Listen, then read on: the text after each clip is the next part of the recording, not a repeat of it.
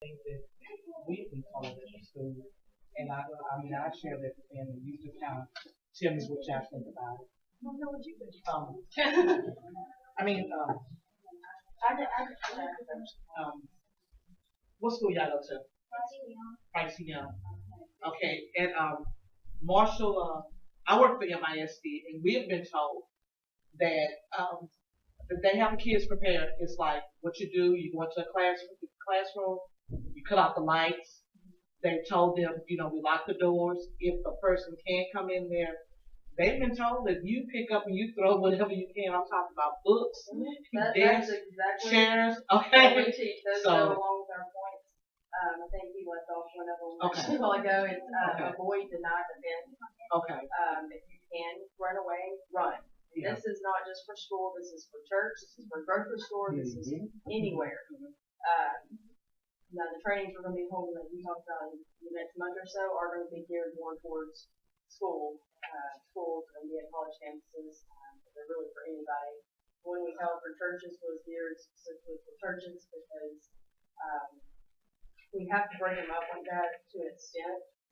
Adults can have concealed carry license. Kids can't. Right, right. Kids aren't supposed to have guns on campus. I think college campuses, some of them allow it. Texas, everybody usually carries.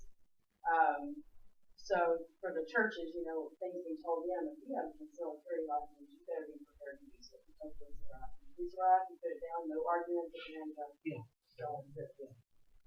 For this purpose, for schools though, avoid deny defend, like she was saying, you guys, heaven forbid it happens, but if a shooter comes in your school, and your teacher should already know this, if you're in the classroom, shut off the lights, lock the door. If your door doesn't have a lock on it, start pushing tables against it, because more than likely, the shooter is not going to waste time trying to get through that barricaded door. They're going to go on to the next.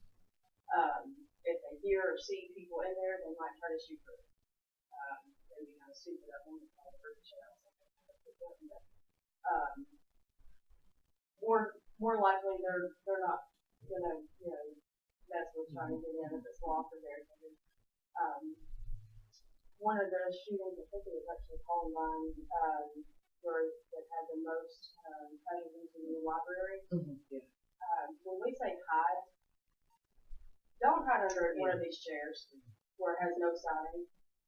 The problem with Colvin was the teacher, library, whoever had those kids in the library, totally safe, but had them hiding under tables. Those tables were open, like that little bench right there. So these kids were sitting ducks. So when the shooter comes in, they're sitting ducks.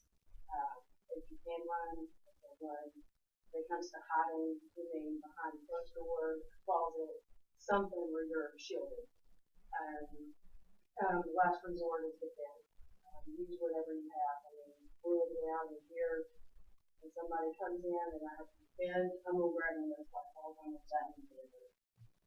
And don't be scared to do that. I mean, some people may argue that you can die running out of a building. You could die defending. I would rather die running or defending than being a sitting duck under a building. That's just me. But you guys, your teachers, most of your teachers are probably parents. And she can tell you, mommy comes out, I have kids, mommy's going to come out and them, and they're probably going to step up and defend you or conceal you. So you guys, we certainly don't expect you to defend, but just know that you can, that's an option. If you see, I'm dropping a magazine out of the gun, there's your moment. Yeah. So, yeah. I really pray nothing happens to either of you or your loved ones. But those are options. You can defend yourself, you should defend yourself, given the opportunity, especially adults. If you have a concealed carry, you're out in public, and somebody walks in, you have the right to defend yourself. Now, when police get there, they don't know who the shooter is. If you're carrying, you put it down. You follow their commands, they'll work it out later. But you do have the right to defend yourself no matter where you are. Nobody has the right to hurt you. That's my skill. One of my things was I really wanted the parents to bring out the kids because These were the babies. These are babies that were affected. Not say they could be 12th grade or whatever. I still consider them babies. And one thing like I said in the spoke Robin, I don't want parents to be ignorant of what's going on. We really need to let our kids know what's going on, what's taking place, and doing situations like this. Even with these two babies, are they aware of what happened in Florida? Do you know if they are aware of what happened in Florida? How do y'all feel about what happened in Florida with the school shooting? How do y'all feel about that? It was stupid. You think that was real stupid? What would you do if something like that happened at your school? You would run? What would you hide at? We got a corner in my school. That can't see us. So y'all have, and some of the schools, I don't know if all of them feel like the windows are real small in the doors now, and it's some blind spots. Unfortunately, with this guy, from what I read in the paper, they said that he pulled a firearm, and so that brought the kids out of the classroom. And like you said, they were basically, sitting ducks. It was like, it's just. And I even read today that he exited out with the student. Yeah, but I heard that he was actually trying to shoot out a window on the second floor in order to do something similar to what the guy did in Las Vegas. So, but they said it for whatever reason the windows went crack or whatever, they wouldn't break. But this is something, like I said, the kids have to be mindful of.